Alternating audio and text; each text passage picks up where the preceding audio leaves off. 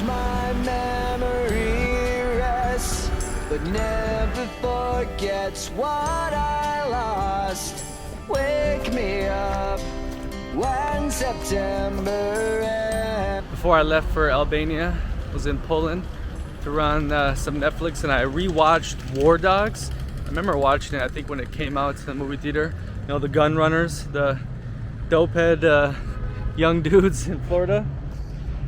And it was crazy because a big plot of the movie is in Albania, relating to buying old Soviet weapons and shipping out to the Afghan war to fulfill their contract.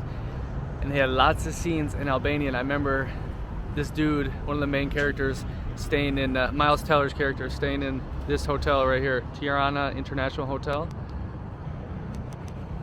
Kind of weird, you know. I just threw on a movie, it looked good, I totally forgot it was about being in Albania, and the next day, you know, I flew out to Albania. So it's pretty interesting, you know, seeing the movie, going to where movie scenes are. It was actually a good movie too. It could have been made way better, but even for what it was still a good vibe. You know, I like that Jonah Hill. I think he played a good character, psychopath. The story is obviously wild, and for the most part they stay stuck to real life events. Yeah, they definitely made Tirana and Albania look way worse than I think it is. Maybe it was a little worse probably 15 years ago, but definitely doesn't feel as dangerous as the movie portrayed it. It is kind of a shithole still, but neat. Tell you what though, I am shocked at the prices and quality of food here. Just ate at this local spot I was recommended to visit, you know, the local Albanian dishes, and I got a ton of food and a beer for $12.50. More surprisingly was the other day I went to this cafe like in the city center, a nice area, nice by like one of the big malls. I got a Caesar salad that was very, very good for $5, and then I got truffle pasta with truffles, like some shit straight out of Florence, for $5.50. I was like, this is unreal. So the prices here are legit for eating and drinking. I heard mixed rumors about the vino, but I'll definitely be trying that out a lot when I hit the coast. But damn, you can eat like a king here and eat good.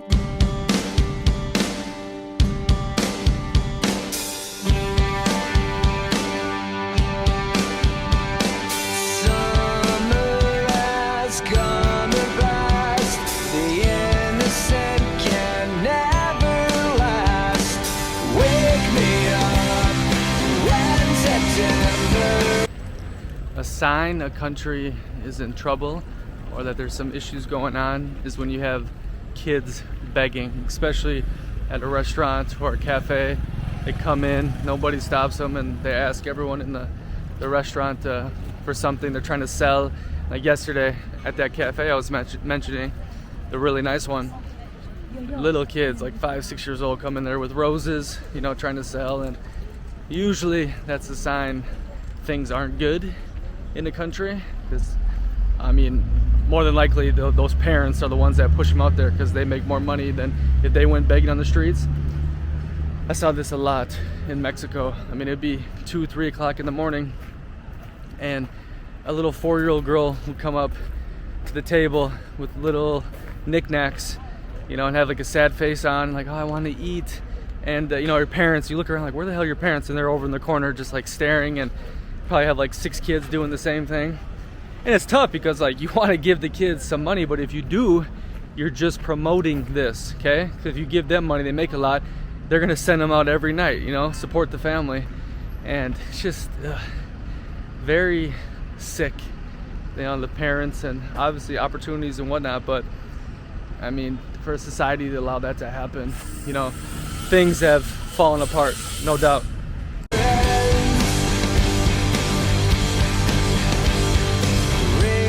I was just asking some locals for directions, and they were cute, so obviously I'm gonna ask them. But I commented on the girl that had the fake Gucci purse, and I was like, so does everybody in Albania just wear all the fake designer? She's like, yeah, that's just how it is. But supposedly she had the real one, but she prefers to wear that one outside because there is robbing here. A lot of the younger kids swipe stuff. She said in broad daylight she got her necklace and bracelets taken, and that's quite the opposite of what I've heard it's really safe even for the foreigners. But yeah, just don't be a dumb traveler. I think you're fine. I've seen some people kind of come up behind me and act like I don't notice them, but then you just stop, let them pass you, and usually you're good. If you feel you're in a weird situation, try to get next to some other locals or get away from them, or just go into a store, right? But I felt pretty safe so far, so that's unfortunate for her that she had that experience. But yeah, it's actually been quite noticeable. I don't know if the taxi driver planted a seed in my head when it came to speaking with the locals, and more specifically the women, but so far, you know, the people I have talked to, it has been like that, where it's been like, who's watching? Is anyone seeing me? You know, what are my friends gonna think? What are the other people gonna think? And before you say, well, dude, look at you, or some dumb shit like that, I've been doing this solo traveling for a minute, and when you're solo travel, you need to develop communication skills to, you know, not be lonely, or to have amazing, awesome adventures. It's one of my favorite things to do, is to immerse myself in the local culture. And how do you do that? You hook up with a local, you know what I mean? You know, chat with them, see where to go, the cafe, go to the local spots. So it's not like you're talking to some rookie. But from what I've noticed so far, people are friendly, especially like they work at a store, then they'll shoot the shit with you. But just on the street, you know, I had a great conversation with the lady with the fake Gucci, and showed me where to go to, like the main mosque. But it was like on edge, you know, like, you know, looking around. And what is babushka? That's probably not how you call an older woman in Albania, but what are they thinking of me? Because I think, like the taxi driver said, this is a very tight-knit country, community, culture, and even in Tirana, everyone kind of knows everyone. So, you know, word spreads fast. You know, again, maybe it's in my head because of the taxi driver guy. That's one of the worst things too. You can do a little research beforehand, but be careful who or what you watch, listen to, because it will shape sometimes how you travel.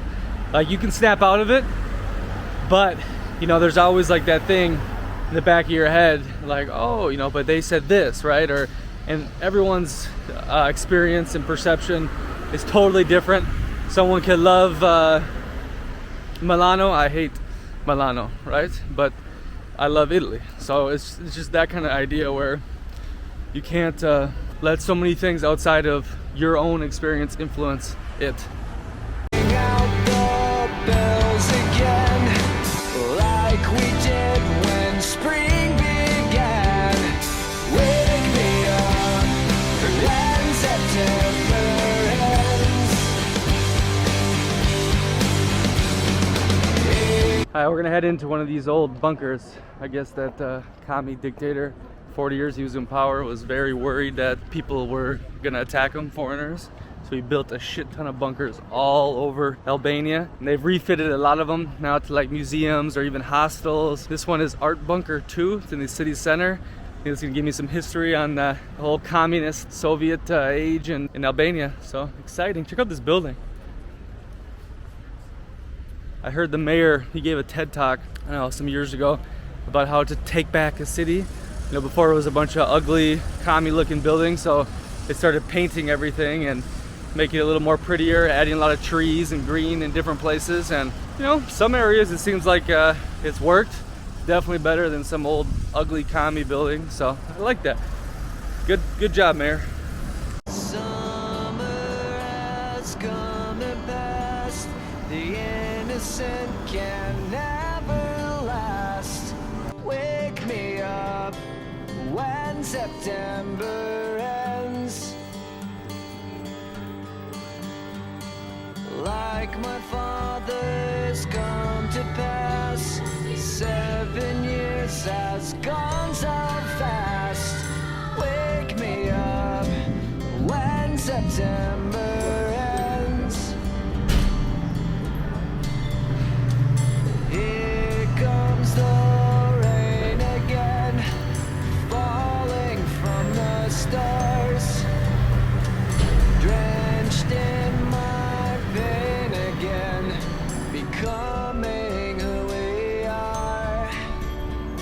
Wow, that was quite brutal. I can't pronounce his name, I'll put it up here, but that dude was psychotic.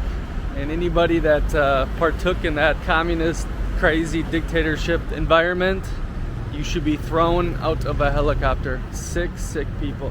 Yeah, I've always hated commies, obviously growing up in the USA, but my time in Poland and then now seeing that, oh my God. Commies are not human beings. I'm dead serious now. I think they're some sort of alien, psychotic, mentally ill, crazy person. Damn, that's intense. Now obviously the everyday citizen couldn't really do much. They're kind of stuck. And the ones that did try got brutally tortured. They went through like 30 different popular torture methods and it was just crazy. But I found it interesting, there's a story about some family from Durrës that snuck into the Italian embassy and applied for political asylum. And I think like 1980s, and for 5 years they were stuck in the embassy, and outside there was their little, you know, special agency for that one dude spying on them the whole time. And they even had a microphone in her broom, the maid. She was spying for the government too. And for 5 years they sat outside, you know, sieging the place, trying to get her out, recording every conversation they possibly could. And finally the Italians, the Italian embassy, they got them out there to Rome. And after that, it was an avalanche. All of a sudden, a crap ton of Albanians were flooding Western embassies. And I was slowly, it was already collapsing, the communist regime around this time, but that was like the floodgates. Everyone was just like, oh my God, there's hope. We can get out of this fucking thing, and wow. So that's where homeboy is buried, the communist fuck. So, cause destruction for 40-some years, make your people suffer, and then say, hey, I'm gonna build a huge ass pyramid in the city center. Come on, bro. I mean, jeez. I guess it was his daughter and her husband that decided to build it, but that is peak communism right there. You all get share and barely eat and do nothing. I'm gonna build a huge pyramid for my, memory. For two people that would go in the inside. All they are is So I had a great taxi ride from the airport to my hotel, and we got stuck in traffic for like an hour and a half. Luckily it's a fixed rate, 20 euros from the airport to the city center, but I started chatting with this dude and he gave me some great insights and tips and kind of explained why Albanians are the way they are. But basically, coming back to all my communist stuff, the paranoia, the really close-knit family bond, the way they are protective over their women, all stems from all the foreign powers, the wars, the different, strong men that came and took over this society. So they had to develop a very tight-knit bond with the people that they are close with. Like we see with those bunkers, there's bunkers all over this city and all over the country.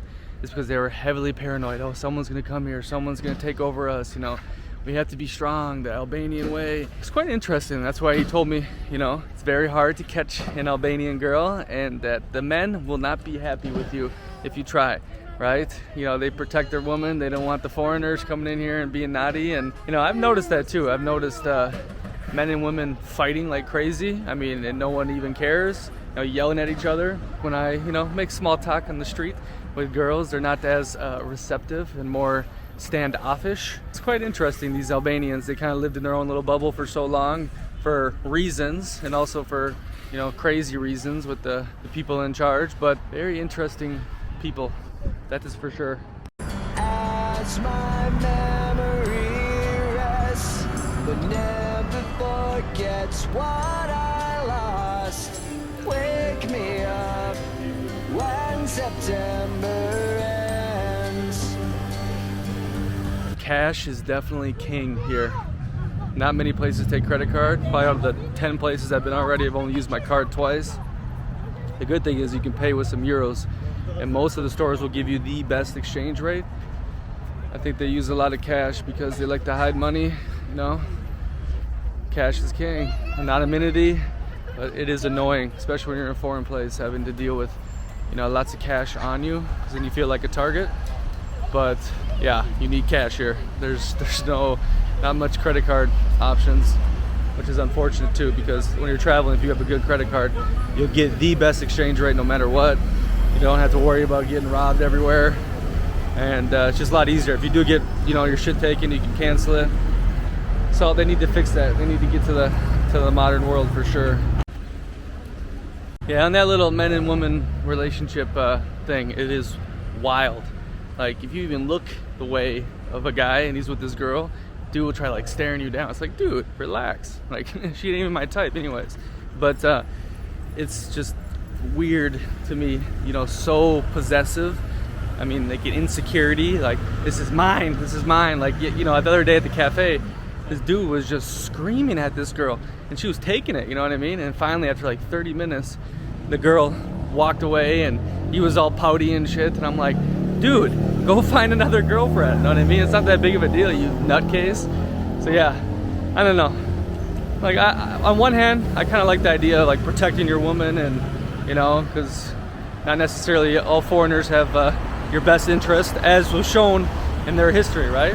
They've kind of been, you know, fucked from every side by foreign people.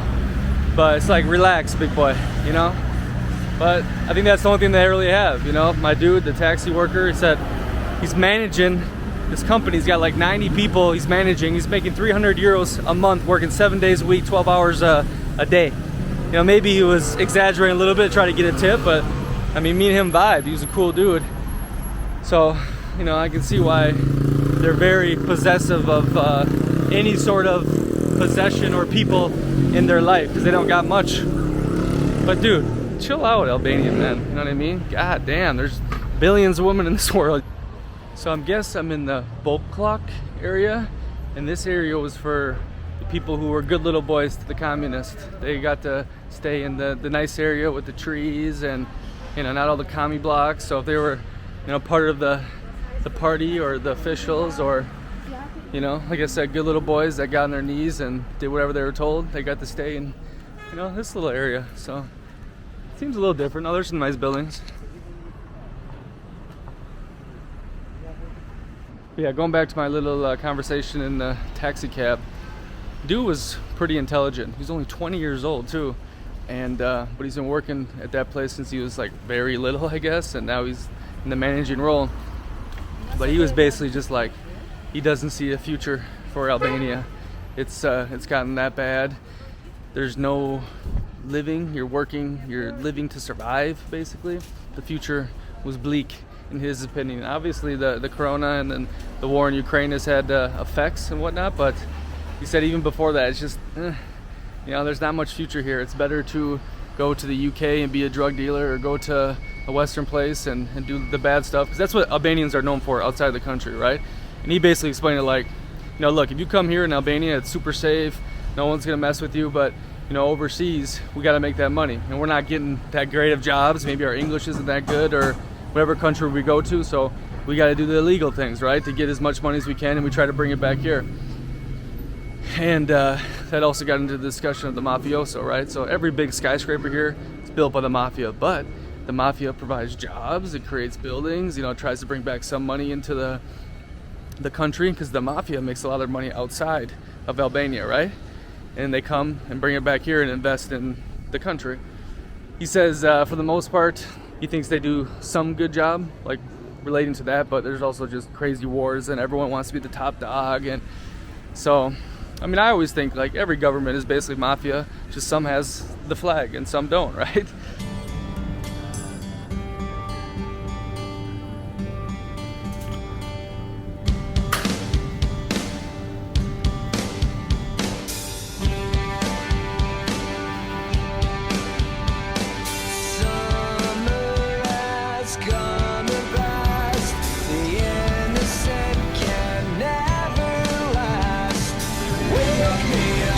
That was an interesting street. I went in one of the luxury stores in quotation marks. They were filled with them left and right. You know, Gucci, Louis, you know, all the big Italian brands. And the prices were like, you know, 100 euro. I'm like, is this legal? They're like, it's Albania, you know, we don't have rules. We get this from, you know, Turkey, China. Products look decent too, which is crazy. But it's weird because the Albanians and the Italians have a shared history. You know, the Italians occupied them, the coast. A lot of the times had like Italian blood, and you know, the food culture is very similar. Same with the coffee. And I'm like, damn, the Italian brands have no issues with this? Like, no, it is what it is. And you know, obviously if you bring fake goods in to Europe, in some places they'll check for like authentication. I think especially in like Paris they do that, which is interesting. That whole street out in the open, you know, luxury goods. I guess they're not in the EU, so the Italian luxury brands can't do anything about it, but it's just weird. Normally in Europe you see the Africans on the street with all the fake stuff, but here it's just like, hey, it's out in the open. And I've noticed it too. A lot of the young people trying to dress in the designer, and they have the luxury clothing, and I assume it's all fake because their salaries, you know, aren't that good. So yeah, interesting.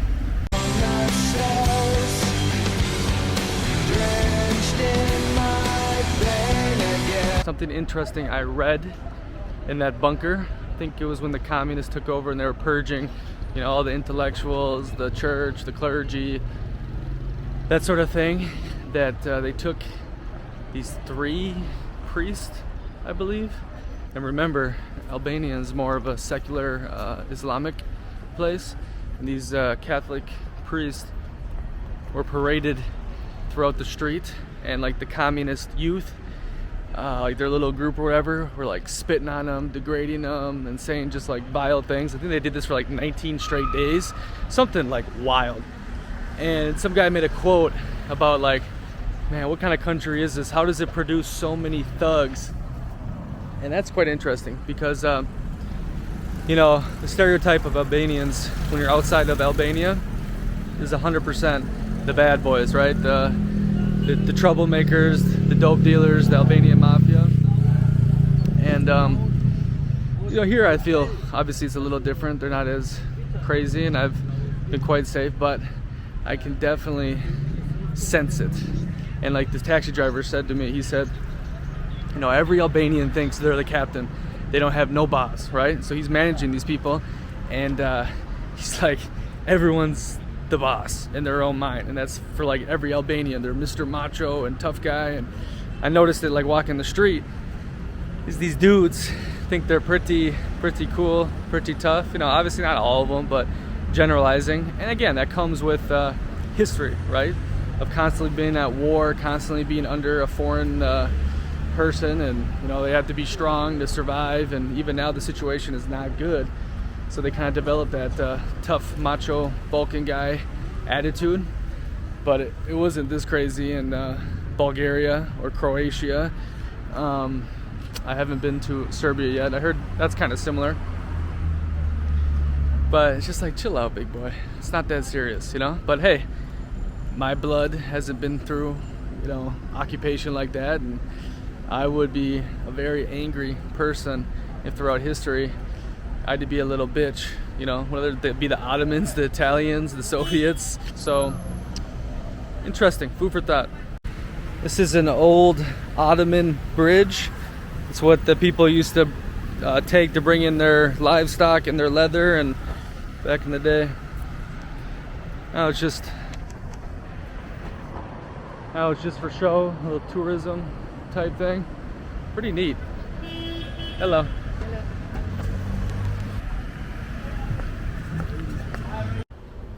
What shocks me, and what also shows just how devastating communism can be, is the average salary here. You know, for working pretty damn hard, like I said, that taxi guy was working hard, 300 euros a month. And we're in Europe, right? This ain't the Middle East or, you know, South America. And I compare it to like Brazil. A lot of the Brazilians were still making, you know, $500 a month. Like, you know, maybe some better jobs, but for the most part, you know, they're pulling in more money than the average Albanian. That's Brazil, okay? That's been a resource extract colony slave world forever, basically. Same with all of Latin America, you know, ruled by foreign powers or ruled by corrupt people. Well, obviously Albania has got the same situation now, but I mean, I would think a place in Europe would be better off than Brazil, the average person. Again, Brazil's economy is huge, right? And then there's some very, very rich Brazilians. I think they have the 7th most amount of billionaires in the world. So obviously they have a way bigger economy than Albania. But for being a European country and only making that much a month, like my guy said, you know, prices, yeah, they're cheap for me, but not for them. You know, inflation's taking a hit as well. They're not living, they're surviving. That's a whole different ball game, and I didn't expect that. I knew obviously the Balkans were way poorer, but yeah, compared to Poland, I mean, Poland is 10 times better off than here. Way cleaner, I assume more safer. Well, I had no problems, no issues whatsoever in Poland for 6 months. And the people were making an honest wage, right? You know, they had their own apartments, their own flats, having families. It don't seem like it's possible here in Albania.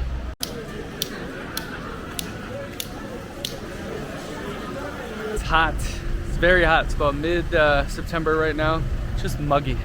I'm happy I'm going down to the coast here on Monday. But hey, going back to my point about how you know when a country is in trouble, this isn't as extreme as the kids that come up to you and, you know, ask for stuff or try to sell you things. I think that's a clear-cut sign you got some issues in a country. But another odd one I've noticed about like the cleanliness, safetyness, and overall, you know, well-running country is if people walk across the road without the stop sign or like the crosswalk. And I noticed it here. People just start taking off in the middle of the road, and it's, you know, it works, and I kind of like it. Get to where you're going. If you just wait there, cars are just going to keep going. But like in Poland, you know, people were stopping at the light, and normally I'm the kind of person that just goes if there's no cars, but I started being like, damn, you know, I kind of like how this is orderly and working properly. So I partook in that. You know, I wanted to be respectful to the local culture.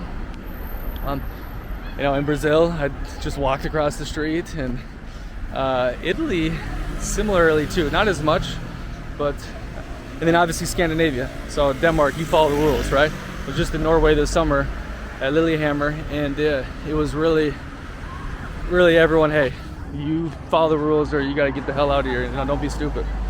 So yeah, I think that's another sign about where a country is if people do the crosswalk or wait for the light. If they don't, then I think it's a little more ragtag.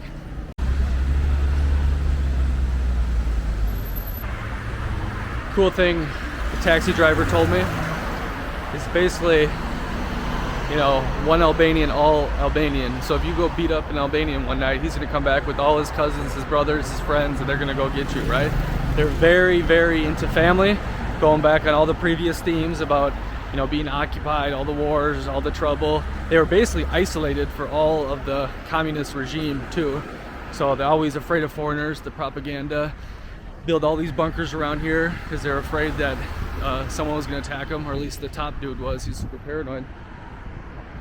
But similarly to like Slavic culture and from the Balkans I met, it does seem once you get to know them, or once they feel like you give a fuck about them and you're actually friendly, then they open up and they treat you really good. Like that taxi driver, we couldn't find my damn hotel, and he got out of his car, he was asking around, then he called the place, then he found the door, he got my bag.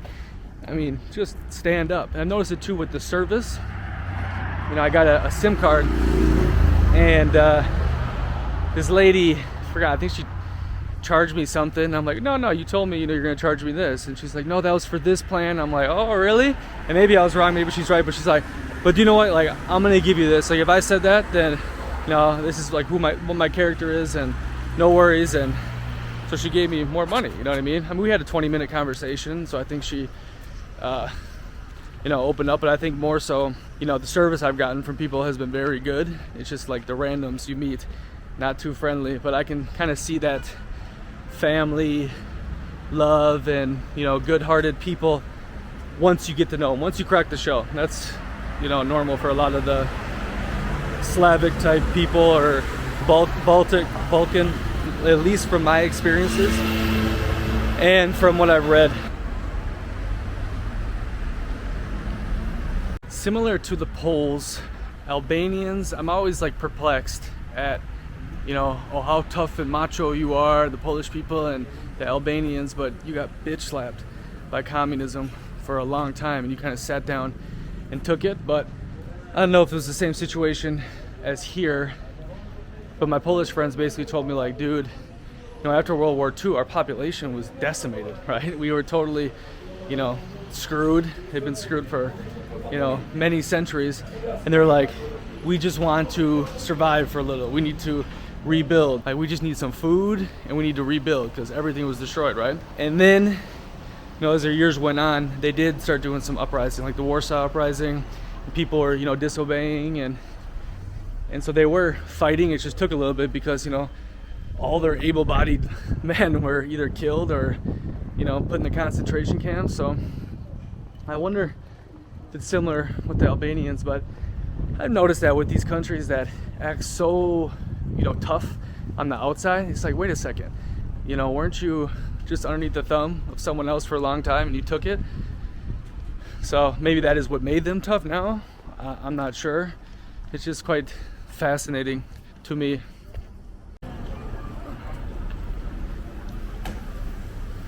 Alright, so I learned more about the communist dictator. I will not be able to pronounce his name. Supposedly he did help rebuild this country after World War II. The place was totally a clusterfuck after both of the wars, especially the last one. And he somewhat modernized it, made housing decent, train systems. I think he got some people fed, not positive, but his legacy is kind of mix and match. You know, they did a study, like a little poll with the people of Albania, and supposedly the older people kind of miss it, and then the younger people are more not in favor of it. But it was only like 55, 45, 55% didn't like him and what he did, and the other 45 liked it, basically. Like the taxi cab dude says, like, hey, at least we can speak and kind of say what we want, and there's a lot more freedoms. But who steps into the power vacuum? Very interesting how communism, people like it, some people do, you know. And I think the museum was really cool, and they were talking about how basically we need to record everything, so, you know, these deeds may not be, the future power hungry people might not be so inclined to do all this crazy stuff because it's going to be recorded for the rest of history. That was kind of like the message in that bunker museum. But damn, it looked like hell if you were a rebel or not the good little communist boy who followed all the rules. So I'm very, very grateful I didn't have to grow up in something like that. I mean, obviously, maybe my personality would be 100% different, because from a little age you're told what to do, what to say, how to think, where to go, when to go, with who to go, and I bet that would have a huge impact on your psychology. But I think deep down, every human being has that lust for freedom, that feeling of wanting to do what they want. Yeah, so I hope the best for these Albanians.